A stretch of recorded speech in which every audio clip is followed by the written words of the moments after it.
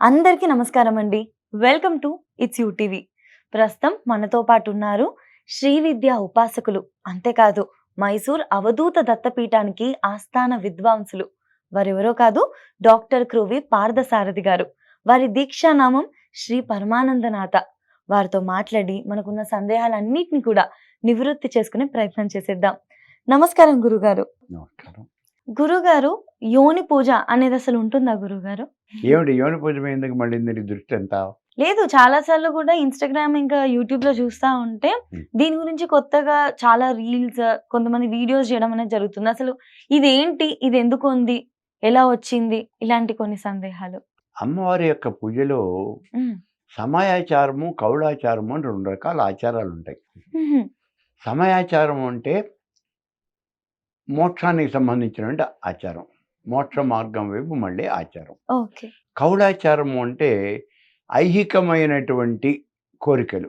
హుహు. దీన్ని కౌళము అని అంటాం. హుహు. ఈ ఐహికమైనటువంటి కోరికలు, ఈ ఐహిక సాధన వీటి మీద నడిచే ఆచారాన్ని కౌళాచారము అని అంటాం. హుహు. ఇప్పుడు సమయాచారము ఇదంతా మోక్షానికి సంబంధించినటువంటిది కదా. హ్మ్. దాంట్లో ఈ రకమైన ఈ పూజలు కానీ ఈ పాడు కానీ ఇట్లాంటివి ఉండవు. హుహు. ఏం ఉండవు అసలు. ఓకే. కౌళాచారము దీనికి సంబంధించినటువంటివి, మన లోకానికి సంబంధించినటువంటివి. హుహు. అంటే మనకి ధనధాన్యాలు, భోగభాగ్యాలు, ఉద్యోగాలు, చదువులు లేదా ప్రమోషన్లు ఇవన్నీ హ్మ్. లౌకికమైనటువంటివి. హుహు. వీటికి సంబంధించినటువంటి ఆచారం. ఇందులో ఈ యోని పూజ అనేది ఉంటుంది. హుహు. అందులో ఉండదు. హుహు. సామాన్యంగా అందరూ ఏమనుకుంటారంటే శ్రీ విద్య అంటే మనం యోని పూజలు చేస్తారండి, ఏం పని పడలేదా ఏంటి యోని పూజలు చేయడానికి, హుహు. మా ఇంకేం దొరకలా, అట్లా చేయరు. హుహు. సమయాచారులు ఎప్పుడూ చేయరు, కౌళాచారంలో జరుగుతాయి. ఇప్పుడు ఇవాళ రోజున ఏమవుతుందంటే ఈ యోని పూజ కనుక చేసినట్లయితే వాళ్ళకి ఏదో కలిసి వస్తుంది అనేది ఒక ఇంప్రెషన్ క్రియేట్ చేశారు వాళ్ళు. హ్మ్. ఎవరు క్రియేట్ చేశారు అది కూడా మనం ఖచ్చితంగా ఫలానా వాళ్ళు అని చెప్పలేము, కానీ వాళ్ళు మాత్రం క్రియేట్ చేశారు. హ్మ్. దాని వెనకాల పడి పరిగెడుతూ ఉన్న వాళ్ళు ఇవాళ చాలామంది ఉన్నారు. హైదరాబాద్ నుంచే నాకు ఒక ఆవిడ ఎవరో, ఒక అమ్మాయి అంటే మరి ఆవిడ వయస్సు ఎంత ఉన్నదో కూడా నాకు తెలీదు, ఆవిడ నాకు ఫోన్ చేసింది.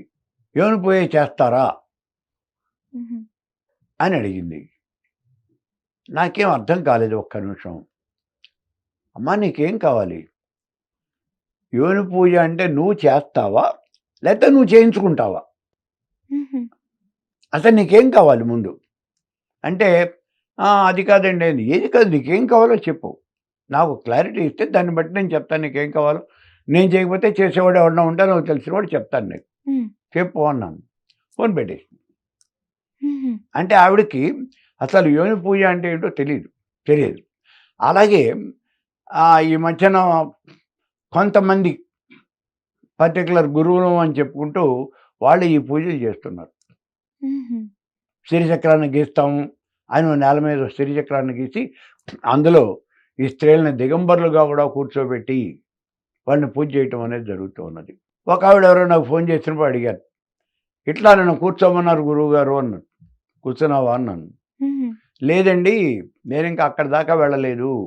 నేనే చెప్పావా ఈ మాట అన్నాను. హ్మ్. చెప్పలేదు అని.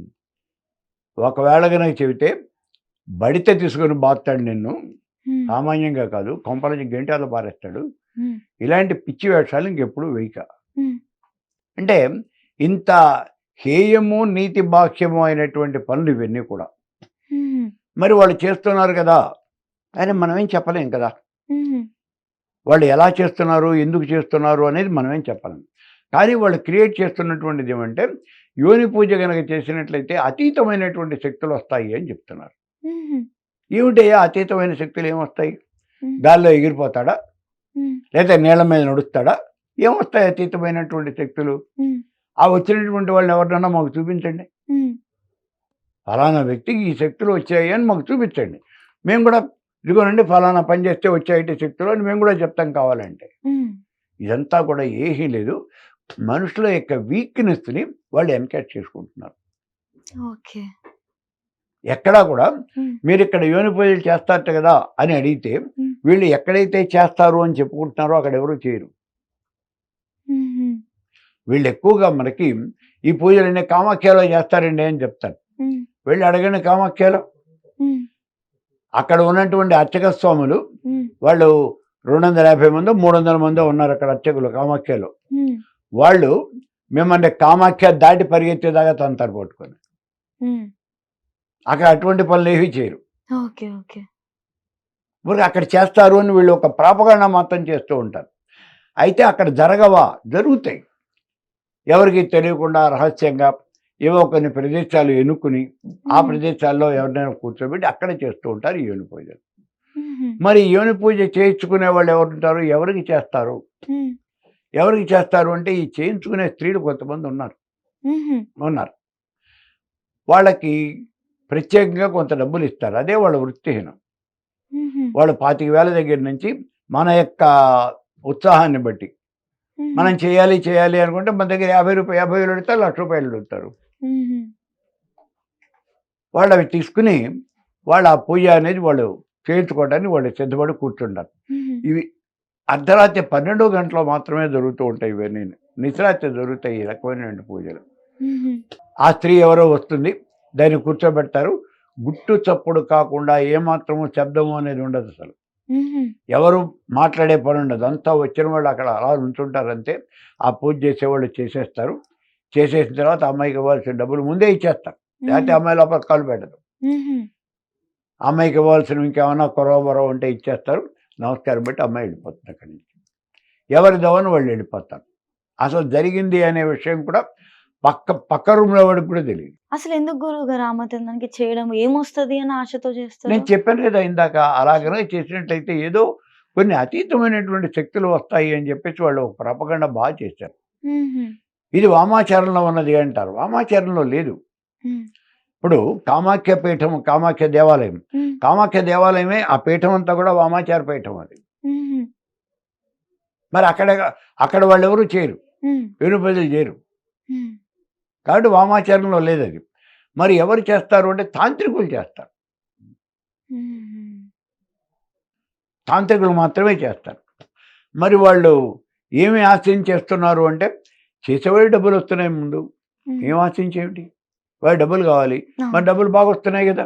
ఉమ్, ఒక రోజులో కూర్చుంటే ఆవిడకి 25,000 50,000 డబ్బులు వచ్చాయంటే రోజుకి మాట్లాడేంటి? అవును. 10,000 వస్తే మొత్తం నష్టం ఏంటి?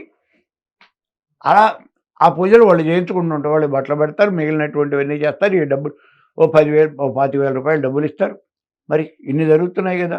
ఉమ్, కాబట్టి వాళ్ళకి ఆ దైనందిన జీవితం అనేది అలా నడిచిపోతుంది.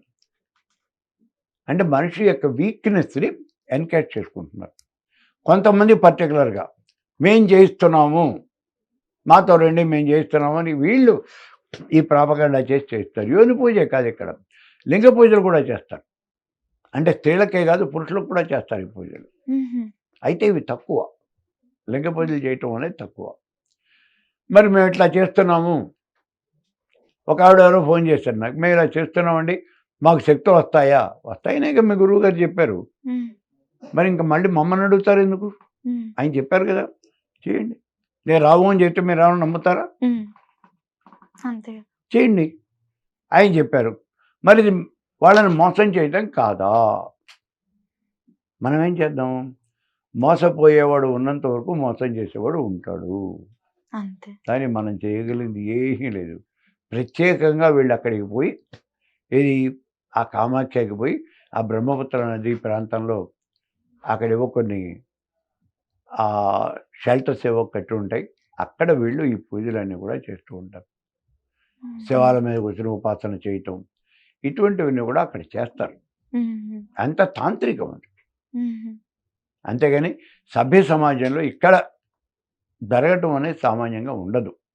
ఓకే. కానీ ఈ మధ్యన విన్నాను నేను, ఎవరో ఒక మహానుభావుడు, ఒక గురువు గారు హైదరాబాద్లో కూడా అలాంటి పూజ చేశాడు అని, ఒకళ్ళకెవరికో ఒకటి చేశాడు అని, ఇంకొకళ్ళకి వచ్చేటప్పటికి ఆ పూజ అసలు దీంట్లో కొంతమంది స్త్రీలే వచ్చి మాకు ఆ పూజ చేయండి, యోని పూజ మాకు చేయండి అని ₹1,00,000 డబ్బులు ఇచ్చి చేయించుకుంటారు అని కూడా విన్నాను నేను. ₹15,00,000 ఇచ్చారు అని విన్నాను ఏదో ఒక కేసులో. ఉమ్, విన్నాను, ఎంతవరకు నిజమో మనకేం తెలియదు. మరి అది చేసేవాడికి ఆయనకి బాగానే డబ్బులు వస్తున్నాయిగా, ఉమ్, మరి ఈవిడికేమో వచ్చిందో నాకు తెలీదు. సో డబ్బులు తీసుకునేవాడి డబ్బులు బాగానే వస్తున్నాయి. ఆ తర్వాత తీరా వచ్చేప్పుడు ఒక కేసులో ఆ టైం వచ్చేప్పటికి నన్ను ఇలా చేస్తావా అని చెప్పేసి ఆ కూర్చునేవాడే అడ్డం తిరిగింది అని, దాంతో అక్కడంతా గోలైపోయిందని, అప్పుడు ఆ గురువు పరాభవం పొంది అక్కడి నుంచి హైదరాబాద్ రావటం మానేశాడు అని ఇట్లా ఏవో చెప్పుకున్నారు అప్పట్లో. ఉమ్, మరి ఎంతవరకు నిజమనే మనకి తెలియవు కదా ఇవన్నీ. మరి వాళ్ళు అలా చేస్తున్నారంటే చేస్తున్నారు. ఈ మధ్యకాలంలో ఇవి బాగా ప్రాపగండా అందుకుంది. ఉమ్, చాలా ఓకే. గొప్ప ప్రాపగండా అందుకుంది. ఉమ్, ఇది కామాఖ్యలోకి వెళ్ళి అక్కడ పంచబలులు సమర్పణ చేయటము, ఉమ్, అలా పంచబలులు కనుక ఇచ్చినట్టయితే మీకు అన్ని కోరికలు తీరుతాయండి. నేను మొన్నెప్పుడో వెళ్ళాను, మన ఎలక్షన్ రాకముందు కామాఖ్యకి వెళ్ళాను. ఉమ్, అప్పుడు మన వాళ్ళే బోల్డు మంది కనిపించారు. ఏమిటంటే వీళ్ళంతా ఎమ్మెల్యే టికెట్ల కోసం ట్రై చేస్తున్న వాళ్ళు కొంతమంది, గెలవాలి అని వచ్చిన వాళ్ళు కొంతమంది. ఉమ్, ఏమిటంటే ఆ పంచబలులు అక్కడ సమర్పణ చేసినట్టయితే వీళ్ళు గెలుస్తారు అని. పంచబలులు ఇచ్చినంత మాత్రం చేత మీరు ఎలక్షన్లో గెలుస్తారా? ఎంతమంది గెలిచారో ఒకసారి తీసి చూడండి. ఎంతమంది మీరు అక్కడ భరించారు, నుంచిన వాళ్ళు ఎంతమంది గెలిచారు? అలా ఏం ఉండదు. ఉమ్, అట్లాంటిదే ఈ యోని పూజలు కూడా. ఓకే. ఓకే. అయితే ఈ బలులోనే మన కళ్ళెదురకుండానే ఇస్తారు అక్కడ. ఆ ఉమ్, దున్నపోతలో నుంచోబెట్టి దాని మీద ఓ దెబ్బతో దాని మెడకు వస్తే నరికేస్తారు. అది మనం చూస్తూనే ఉంటాం. కానీ ఇవి మనం చూడటానికి ఉండదు. ఉమ్, చూసిన వాళ్ళు చెప్పారు నాకు, మేము చూసామండి, మేము కూడా వెళ్ళాము, కాబట్టి ఇవ్వటం అనేది కరెక్టే, ఉమ్. అంతవరకు చెప్పచ్చు.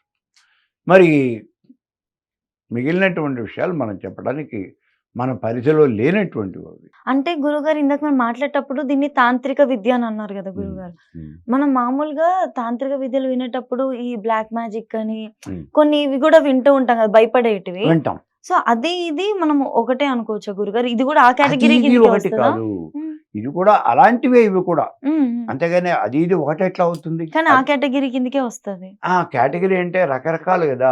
ఇప్పుడు శక్తి అనేది తాంత్రిక విద్యల్లో బ్లాక్ మ్యాజిక్ అంటే ఇది వేరు. అంటే మన శక్తిని ఎవరి మీదైనా ప్రయోగం చేయటం, ఓకే. ఇది వేరు. ఈ ప్రయోగం చేయటం దీన్ని నమ్మచ్చా? అసలు ఇవాటి కాలంలో కూడా అవి ఉన్నాయా? ఈ చేతబడులు అవి ఉన్నాయా? చేతబడి చిన్న ఏదో చెప్తారు కదా, ఇవన్నీ చాలా అనేక మందికి పేర్లు. సందేహం గురుగారు. ఇవన్నీ ఉన్నాయా, ఉమ్, మేము నమ్మం, ఇట్లాంటి వాళ్ళు చాలా మంది చాలా మాటలు చెప్తూ ఉంటారు. ఉమ్, ఇవన్నీ మీ తెలివితేటలు ప్రదర్శించడానికే తప్పించి అంతకన్నా ఏం కాదు. ఇక్కడ ఒక్కటే లెక్క, శక్తి అనేది ఉందా లేదా? ఉమ్, ఒక్కటే మాటే సమాధానం చెప్పండి. ఉమ్, అతీతమైనటువంటి శక్తి అనేది ఉన్నదా లేదా? ఉమ్. కరెంట్ ఉందా లేదా? ఉంది. ఉందా? ఉమ్, కరెంట్ ఎట్లయినా వాడుకోవచ్చుగా. అవును. ఉండటం అంటూ జరిగితే నువ్వు ఎలా అయినా వాడుకోవచ్చు. పాజిటివ్ గా వాడుకోవచ్చు, నెగిటివ్ గా ఆ, వాడుకోవచ్చు. అలాగే ఇప్పుడు శక్తి కూడా ఉమ్, ఉన్నది అనే మాట మీరు ఒప్పుకుంటే ఉమ్. దాన్ని పాజిటివ్గా వాడచ్చు, నెగిటివ్గాను వాడచ్చు. అవును, అవును. శక్తిని ఆవాహన చేసాం, ఉమ్, మరి ఆవాహన చేసినప్పుడు పోయి వాడిని చంపారంటే చంపొస్తుందిగా. అంతేగా. ఉమ్, నన్ను రక్షించు అంటే వాడి నుంచి నన్ను రక్షిస్తుందిగా. ఉమ్, శక్తి అయినప్పుడు అదే కదా.